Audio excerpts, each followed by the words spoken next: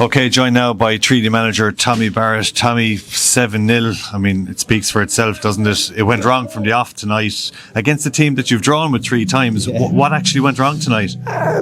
Look, I thought the first half, the first 20 minutes before they went 4-0 up, I thought, we probably had a couple of chances. It could have been 2-all at one stage, Mike, but they were just clinical, in the first half. And then once you get momentum like that and the tails are up against a very good side, they'll keep coming at you and they'll keep demanding of each other, and they kept coming at us. And we obviously fell apart a bit then, which was disappointing to see.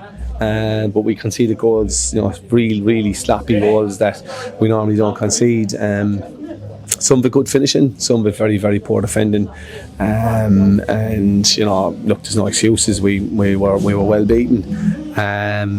I was probably more disappointed in the second half in terms that you got to just keep the score down. You got to keep it 4-0 when you're having a bad day like that. As I said, we had chances in the first half. Mark Byrne probably should have scored. So he was a bit unlucky, in fairness. Dixie had a chance. I think Dixie had 2 chances, I think, in fairness to him. But they were clinical, and you got to defend better. It's not easy to talk about it when you're just out of the heat of the dressing room. The players' reaction, are they a bit shell shocked? Yeah, they are, and that's the most disappointing aspect. In terms of drop their heads too easily. I felt, and it's not. Look, it's hard. It's hard being out on the pitch sometimes like that, and it's you got to show a bit of character now and bounce back and see can you get a result up in Harps, which we know is no easy place to go. But it's a difficult night, Mike. Yeah. A difficult night, and the fans obviously see 7-0. They'll be depressed, they'll be frustrated, they'll be annoyed, and in every sense though you would have expected Dundalk as leaders to probably win the game tonight, but it's the manner and the damaging 7-0 scoreline. Yeah, look, and even it takes a big huge dent out of a really good goal difference that we had, and it's a terrible result. It's a terrible thing to happen to us. I said performance first 20 minutes, first 25 minutes of that, yeah, we're in this game. And then even at 2-0 I thought we were in the game, but we just fell apart. And look, sometimes that happens in football. It shouldn't happen, but it did happen. And it's real, it's awful, really. Back in June 23, you lost 7-0 to Waterford, so it's a record-equaling defeat. Can you remember back to that time and how it was picked up? Yeah, that was a way, though, was it? In a 7-0 away. Yeah, it was. That was a terrible performance as well. But I think Waterford beat us well every time we played them that year. They were a full-time team. I don't have any excuse really for the 7-0 tonight. Barrett was just a really, really poor performance in terms of defending. Look, in fairness to the fans, they stuck with the lads. They clapped them off the pitch, which fair play to them. I'm sure they were very, very frustrated, and I couldn't blame them. We're very, very frustrated with the performance and the way we conceded the goals. But it's not good enough, and we're not happy. But as I said to the lads inside, the good thing about football is you have a chance to bounce back. And you'll need to bounce back quickly, because I imagine the likes of Finn Harps will think there's a vulnerability and a fragility about you now, and they've won again tonight. They have a game in hand. That game next week is all the hallmarks of a really, really big one now, doesn't it? Even psychologically in the league table.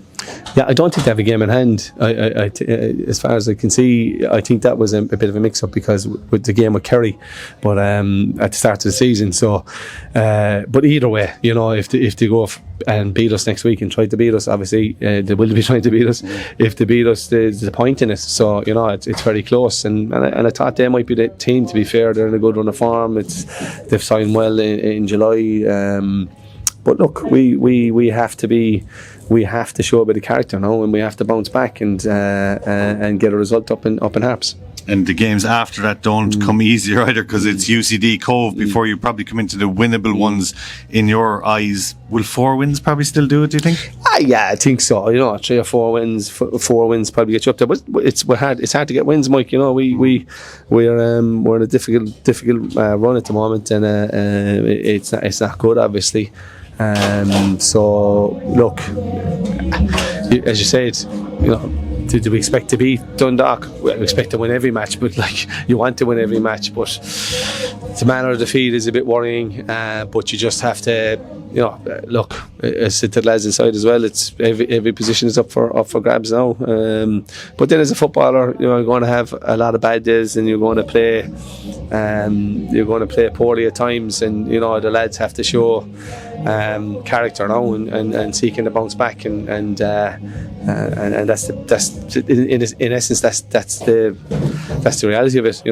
They have to show that, but yeah, it's disappointing. Paddy Casey, anyone can lose it all in the background. Coming off the pitch, there'll be days like this.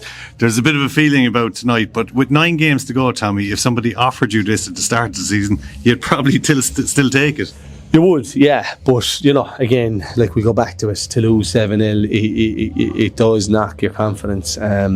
So we have to get. It's our job now, as myself and staff, to get the lads up and not to be, going into a big hole of negativity. Even though it's difficult sometimes not to. But look, we have to just bounce back. That's it. Simple as that. And you'll probably need your strongest team on the pitch in the run-in. Lee J. Lynch, Carl O'Sullivan. Is there any improvement on the horizon in terms of getting back near your full-strength team?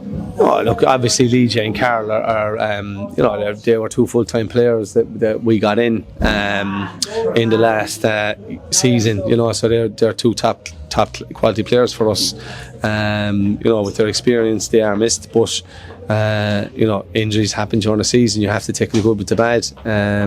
We're definitely, when Lee J and Carroll play at home, we're definitely better with them on the pitch. But that's not an excuse for 7-0. We still shouldn't be losing 7-0. But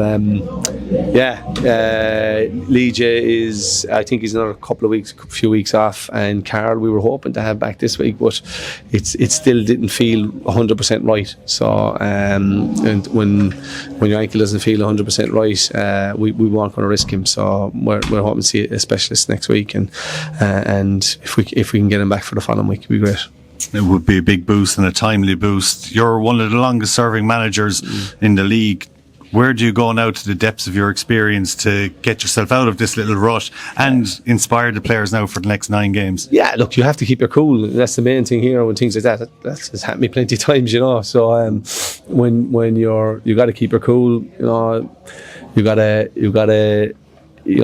go back to basics. That's what you got to do. You got to defend right, defend properly. I thought the last few weeks we haven't defended properly. Some of them goals tonight, from Dundalk's point of view, are good goals. From our point of view, they're terrible goals. It's not defending your box properly, not showing that leadership and character. That's important.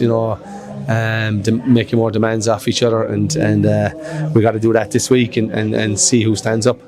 And finally, Tommy, a lot of that will happen behind closed doors. I'm sure the players will hurt tonight. They'll see the headlines tomorrow. They'll hurt even more.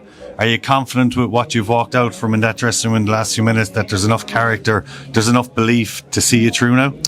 Look, your belief is knocked in when, and your character is knocked when you get a defeat like that. But it's important that the players, respond. That they don't really react too much and respond well. And by doing that, you have to kind of gather together and drown out a bit of negative noise, which is going to happen. And I don't blame people. I'm not saying people shouldn't be negative. Of course they should. We lost 7-0, but you can't be negative internally in football when you lose 7-0. Of course you can in the moment, but throughout the next week, it's my job to build the lads back up, and it's going to be difficult. It's not going to be easy.